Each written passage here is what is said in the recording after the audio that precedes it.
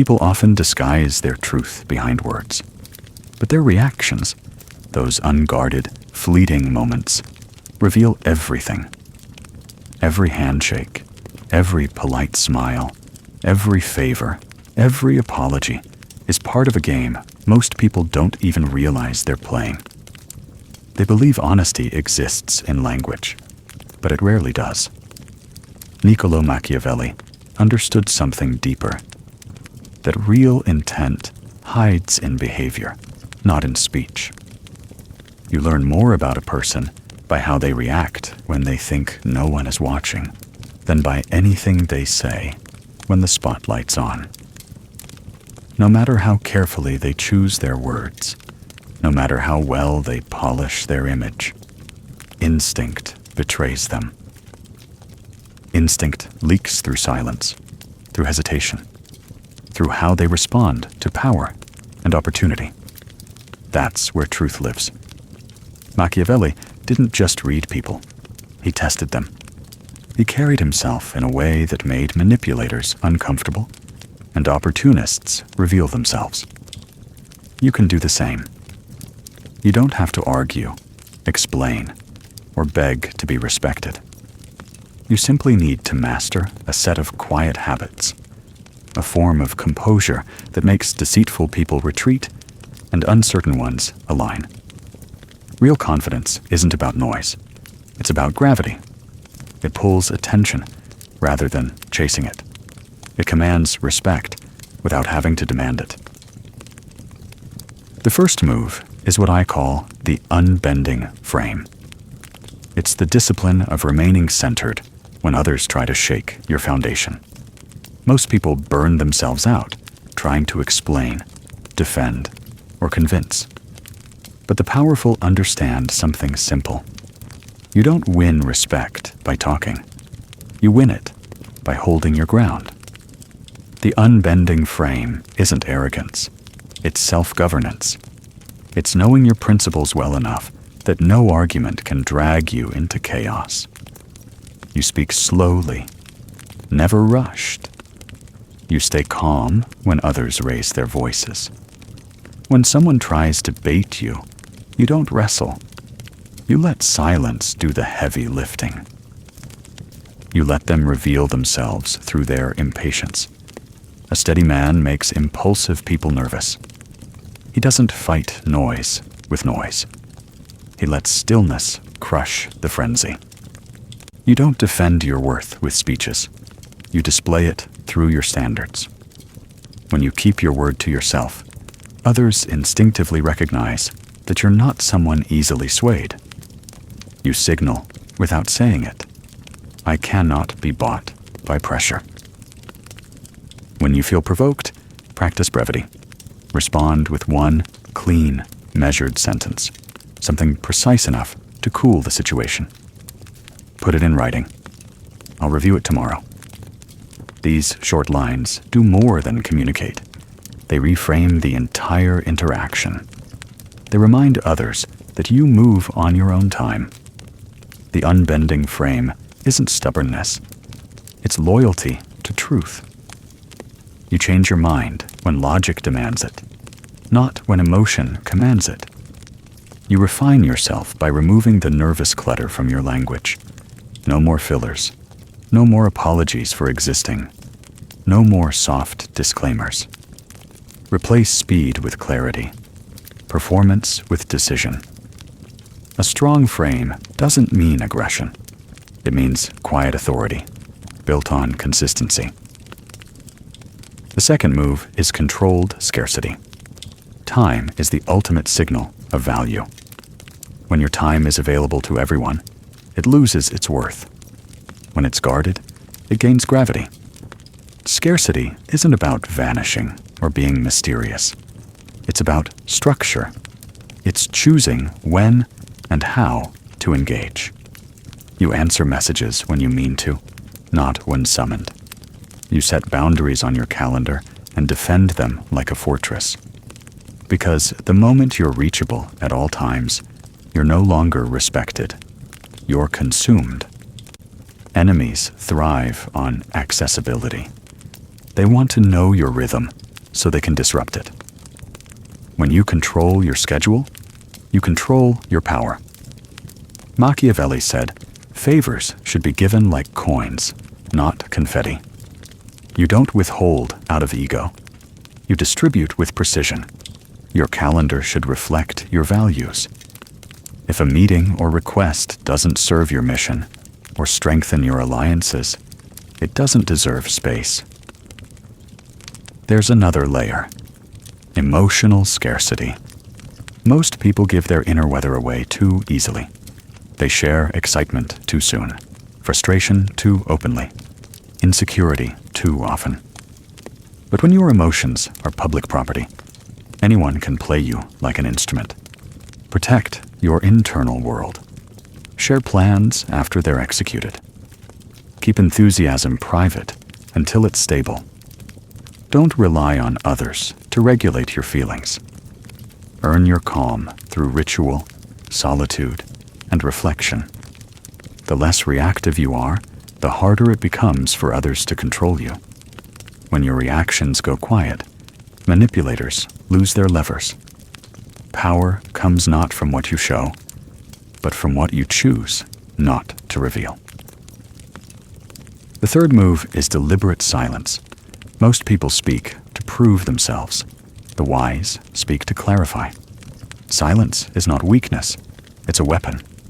It makes people uncomfortable because it leaves them alone with their own thoughts. In negotiation, you make an offer and go silent. In conflict, you set a boundary and say nothing more. The space that follows draws truth out like gravity pulls falling objects. The nervous will fill it with excuses. The overconfident will overreach. The calm will hold it with you. When someone insults you subtly, resist the instinct to defend. Let the words hang in the air until their echo turns against them. The person who can remain quiet under pressure terrifies those who rely on reactions to control. Train yourself to count to 10 after making your point. Let silence polish your presence. The man who can sit in quiet control turns every conversation into his stage. Then comes the calculated concession. Not every victory requires dominance. Sometimes, letting someone think they've won a small point buys you clarity about who they really are. You allow harmless preferences. You let them have the meeting time they want. Or you nod to their suggestion when it costs you nothing. Then you observe. The wise will appreciate your flexibility. The greedy will immediately ask for more. People reveal their character not when they lose, but when they're handed an inch of power. This strategy isn't submission. It's observation. You give small things to protect big ones. A false friend will take a mile. A loyal one will stand still. Use concessions as mirrors, not as compromises. Next is strategic praise. Compliments can be tools of control if you know how to use them. The average person flatters to be liked. The strategist praises to understand. When you highlight someone's strength, watch how they handle the spotlight. Some share it back. Others cling to it. Some grow arrogant. Others grow humble. Praise exposes ego faster than criticism. If a person becomes dismissive after being recognized, you've identified a climber. If they redirect credit to the team, you've found a partner. Use praise to map character, not to manipulate. Machiavelli would tell you that the way a person receives honor tells you how they'll handle power. So when you praise, be precise. Name the quality you admire, not the person's identity. You'll see who values excellence and who values applause. The sixth move is pace setting. Whoever controls the tempo of a conversation, a project, or a relationship controls its outcome. Enemies try to rush you because hurried minds make cheap decisions. You must move deliberately. Set your own pace and enforce it. Be reliable enough that people trust your timing, even when it's slower than theirs. Deliver what you promise, exactly when you say you will. The moment you prove consistency, you earn the right to slow down. Speed is not power. Control is. Machiavelli's wisdom applies here. People may love or fear, but in modern times, they also respect rhythm. A calm pace communicates mastery. A frantic one signals desperation. And then, the clean exit, the seventh move. Confidence includes the courage to leave without chaos. When something no longer serves you, exit quietly. Don't dramatize. Don't linger for applause or sympathy. Close loops. Deliver what's due. Put agreements in writing, and vanish from unnecessary noise. Enemies expect scenes. They crave reaction. But when you exit with elegance, you rob them of oxygen. You don't slam doors. You simply remove the hinges. Walking away cleanly is the loudest silence you can make. Machiavelli said, "A prince maintains reputation not by clinging, but by finishing and moving forward. The man who leaves, well, leaves strong."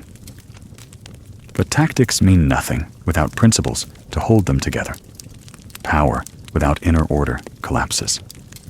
So you must build internal rules, codes that shape your conduct, even when no one's watching. First, reduce commentary, increase consequence. Stop explaining what your boundaries are. Enforce them. People learn faster from what you do than what you say. If something disrespects your standards, remove it. No debates, no essays. Quiet enforcement builds louder respect than loud justification. Second, decide once. If you find yourself remaking the same decisions every week, you're living without structure. Set rules, clear, repeatable ones. When challenged, point to the rule, not your mood. Policy protects you from emotional fatigue. The more predictable your system, the harder it is for others to manipulate you. Third, choose your wars. Not every insult deserves your fire. Reserve your energy for threats that touch your mission or your reputation. Let small slights fade into silence. Machiavelli didn't chase rumors in Florence. He secured his power. You should do the same. Every battle you pick writes your reputation. Choose carefully. Fourth, separate kindness from compliance. You can be warm without being available. You can be generous without being manipulated. When people learn that your compassion isn't a negotiation tactic, they'll start treating it as respect instead of weakness. Be kind because you choose to, not because you're pressured to. Fifth, learn solitude. Many fall into bad alliances because they can't sit alone with themselves.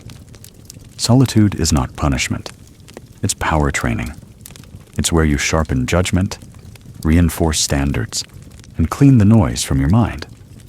The man who can sit quietly for hours cannot be bribed with chaos. Sixth, prepare scripts. In the heat of pressure, words betray emotion. Create phrases in advance that protect you. I don't make decisions under pressure. Send me the details. That won't work for me. These are shields disguised as sentences. They help you keep your posture when others try to break it. Seventh, guard your name. Reputation is armor. Keep records, write things down. Correct misinformation once and move on. You don't need to chase gossip. It collapses under the weight of your consistency. Enemies can't distort a story that your results already clarify. Eighth, always have an exit plan. Not because you intend to flee, but because knowing how frees you from panic. Calm men are expensive to provoke. When you know where every door leads, you no longer cling to any room. When all these moves synchronize, the frame, the scarcity, the silence, the concession, the praise, the pace, and the exit, you become composed. You turn chaos into clarity. The noise stops seeking you. The world learns your tempo. Even your enemies start losing interest because there's no drama to feed on. And yes, you'll falter. You'll overshare, overreact, or explain yourself to the wrong person. Don't feel shame. Feel awareness. Audit your week. Ask yourself where your frame bent, where you spent time recklessly, where silence would have served you better. Adjust the system, not the emotion. Real confidence isn't a mood. It's maintenance. Power can tempt cruelty, but resist it. Machiavelli wrote about manipulation to survive a world of daggers, not to glorify deceit. Strength doesn't require malice.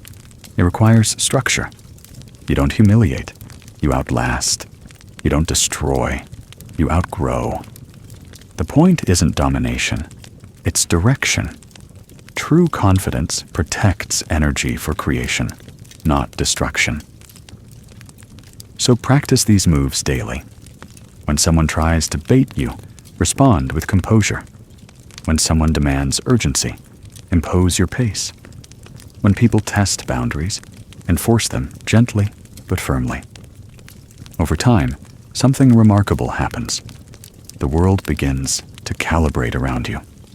The noise fades, the quality of your company improves, and those who once tested your patience start seeking it instead. You'll be called distant by the emotional, disciplined by the wise. Either way, you'll be free. This is the paradox of confidence. The less you need to prove it, the stronger it becomes. People will start sensing it before you speak. The ones who came to test you will quietly look elsewhere, and the ones who came to build will find you. That is the quiet kingdom Machiavelli imagined, the power of the man who governs himself so well that no one else dares to. Confidence is not a costume you wear. It's a structure you maintain. The man who learns to move with quiet certainty is not born different. He's built different. He's built from repetition, from days of holding his ground when silence feels unbearable, from nights of questioning his path, but continuing anyway. You can only command presence when you've learned to live without needing approval. The mind that depends on validation is a slave to noise. The man who trains himself to walk through life, guided by reason, not reaction, eventually radiates something that no title or appearance can fake. Composure. This composure is what makes the world bend slightly when he enters a room. He doesn't demand attention. It gravitates toward him. Understand this. The world feeds on signals. Every look, every pause, every breath you take tells people how to treat you. When you rush to fill silence, you signal insecurity. When you over-explain, you announce guilt. When you always say yes, you advertise weakness disguised as kindness. But when you move with restraint, when your answers are measured, when your tone stays level in storms, you broadcast something stronger than words. Control. People sense it immediately. They can't quite describe it, but they know they can't move you easily. That's what makes enemies back off. They don't withdraw because you threaten them. They withdraw because you no longer feed their hunger for reaction. You must train this discipline the same way soldiers train endurance. It's not natural to stay calm when provoked. It's earned through self-governance. When someone challenges your character, don't rush to defend yourself. Let time do what words cannot. The truth does not need your panic. It needs your patience. The moment you stop chasing the need to be understood, you gain something rarer: power over yourself. This is what Machiavelli meant when he spoke of mastery, not as cruelty, but as steadiness. He didn't glorify manipulation. He exposed it. He wanted you to see how fragile appearances are, how control belongs not to those who shout, but to those who choose when to speak and when to wait. There's a stillness that comes with inner order. Once you start living by your own structure, the external world begins to adjust to your rhythm. You'll notice the loudest people start losing their influence over you. Their noise won't reach you anymore because your attention is guarded like a fortress. The man who owns his focus owns his freedom. Your attention is currency. Stop spending it on things that offer no return. Guard it like gold. Every time you resist the urge to react, you grow stronger. Every time you pause instead of panic, you train power into your nervous system. Power is not about dominating others. It's about refusing to be dominated. It's about walking into any situation with the quiet knowledge that your emotions, your time, and your energy belong to you. Most people surrender these things daily without realizing it. They surrender them to distractions, to arguments, to gossip, to the opinions of those who've never built anything of their own. You have to reclaim them. You have to start moving like a man who values his peace more than his popularity. This path won't make you universally liked. It will make you respected, and respect lasts longer than affection. People will say you've changed, that you've grown distant, that you're colder now. Let them. Steel is cold to the touch, but it holds the bridge together. Warmth has its place, but structure holds empires. Your job is not to entertain comfort, it's to embody control. That doesn't mean suppressing emotion. It means channeling it. Anger becomes focus. Disappointment becomes refinement. Pain becomes strategy. The fire inside you must burn steady, not wild. The moment you understand that your calm is more frightening to your enemies than your rage, you begin to live differently. The strong don't yell. They simply decide. They don't prove. They perform. They don't chase approval. They command space through consistency. That's what quiet power looks like. It doesn't need to announce itself. It becomes visible through outcomes. You will notice, as you grow into this mindset, that certain people begin to test you less. They'll stop trying to provoke arguments. They'll stop baiting you with passive comments, because they'll learn something. Your attention cannot be purchased cheaply. Every interaction is an arena, and the way you enter it determines its shape. If you enter with nervous energy, the room consumes you. If you enter with control, the room organizes around you. Presence is a form of gravity. People adjust their tone, their pace, even their posture in the presence of composure. That's why silence is so effective. It's not just the absence of words. It's a signal of dominance. It tells others that you don't need their validation to exist. In a world addicted to instant responses, patience looks like power. There will be moments when your restraint feels lonely, when your silence feels misunderstood, when you want to explain yourself, to clear your name, to be seen as right. Resist it. Let time expose what words cannot. Every person who learns to live by reaction ends up controlled by the next loudest opinion. You must live by design, not by impulse. The world is a game of endurance, disguised as chaos. The one who stays calm longest wins by default. The strongest men I've observed in history were not the loudest. They were the most disciplined. They knew how to hold tension without releasing it prematurely. They understood that sometimes the greatest strike is the one you never need to make, because your stillness made the other side retreat first. You must learn to be unreadable. When people can't predict your reactions, they can't manipulate your emotions.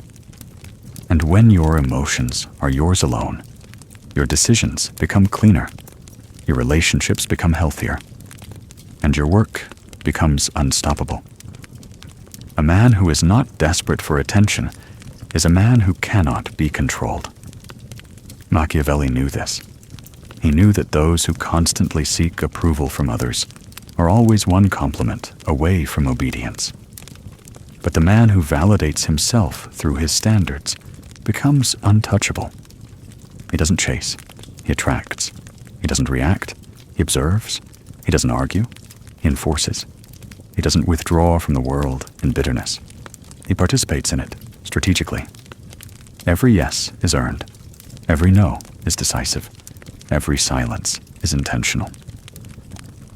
There will be tests. People will mistake your composure for weakness. They will try to press you, to force emotion out of you, to pull you back into chaos. Let them try. Your job is not to meet their energy. It's to maintain yours. The storm outside does not move the mountain. That's the essence of strength. If you stay centered long enough, the noise starts to lose its power. You'll see how fragile manipulation truly is. It only survives through reaction. Take that away, and even your enemies lose interest. Confidence is not about being fearless. It's about mastering fear. Everyone feels doubt, hesitation, and anger. But the confident man feels them, studies them, and chooses action anyway. He doesn't fight emotion. He governs it. When something threatens your peace, you have two options: control the reaction or be controlled by it. The choice determines everything about your destiny. At some point, you'll realize this game of confidence isn't about others at all. It's about your relationship with yourself. Can you trust yourself to stay composed when the world tests you? Can you trust yourself to walk away from situations that no longer serve you, even when they still tempt your ego? Can you trust yourself to choose long-term dignity over short-term relief? That's where confidence is built. Not in the eyes of others, but in the silent contracts you keep with yourself. And once you reach that level of control, something changes permanently. You stop needing to win arguments. You stop trying to convince people. You stop performing for validation. Instead, you begin to move like a strategist, not a participant in every battle, but the architect of your own domain. You speak less, but say more. You do less, but achieve more. You lose people, yes, but you gain peace. You become respected by those who understand power and feared by those who abuse it. That's the natural outcome of inner order. Machiavelli said the wise man acts like a lion and a fox, powerful when necessary, but cautious when wise. Your job is to learn when to roar and when to remain silent. Mercy has power only when it's chosen, not when it's manipulated. Detachment has value only when it's purposeful, not when it's bitter. You must learn the art of balance, the ability to be warm without being weak, firm without being cruel, calm without being indifferent. This is how empires are maintained, not through domination, but through discipline. Eventually, your composure will start speaking for you. People will adjust around your standards without you saying a word. You'll walk into rooms where chaos once ruled, and the energy will shift before you speak. The power is not in your tone, it's in your consistency. You've built a reputation for calm, and calmness is rare enough to be revered. That's when you'll understand what true confidence feels like. It's not excitement or pride. It's peace It's the quiet certainty that you no longer need to prove anything to anyone. And from that place, you will create more, lead better, and love wiser. You'll stop being drained by the world's noise and start shaping it. The storms will still come, but they'll bend around you instead of through you. You will have become what Machiavelli admired most, a ruler of the self, a man whose steadiness changes the temperature of every room he enters. You will no longer need to intimidate or perform. You will simply exist with so much control that the world can't help but adjust its pace to match yours. That is the essence of quiet dominance. That is the confidence that makes enemies back off, not through fear, but through futility.